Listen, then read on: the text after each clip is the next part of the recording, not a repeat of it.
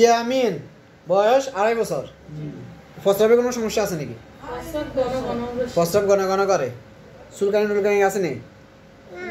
না। আচ্ছা ঠিক আছে, আচ্ছা ঠিক আছে, অসুবিধা নেই, আমরা তাকে কসমেটিক পদ্ধতিতে মুসলমানি ইনশাল্লাহ করে দেব। তবে কসমেটিক পদ্ধতি মুসলমানি করাইলে যে ফ্যানটা ফরায় আছে, হ্যাঁ, এই ফ্যান ফুরিয়ে থাকবে, লুঙ্গি টুঙ্গি কোনো দরকার নেই। প্রতিদিন গোসল করবে, মানে যদি পানিতে এটাতে ভিজে অনেকে মনে করে ইনফেকশন হয়ে যাবে, ইনফেকশন হবে না। মুসলমানি করার পর যত টেনশন আমার, আপনার কোনো টেনশন নাই, আপনি শুধু নিয়ম মতো ওষুধ খাওয়াবেন, ইনশাল্লাহ সে সুস্থ হয়ে যাবে, ঠিক আছে? আর তোমার বেশি আদর করে কে? আপনার কি হয়? বাতিজা। আর এটা এর আম্মু। তোমাকে বেশি আদর করে কে? কথা বলতে পারে না কেন? আলহামদুলিল্লাহ, আমরা ইয়ামিনকে কসমেটিক পদ্ধতিতে অবশ্যই মুসলমানি করে ফেললাম।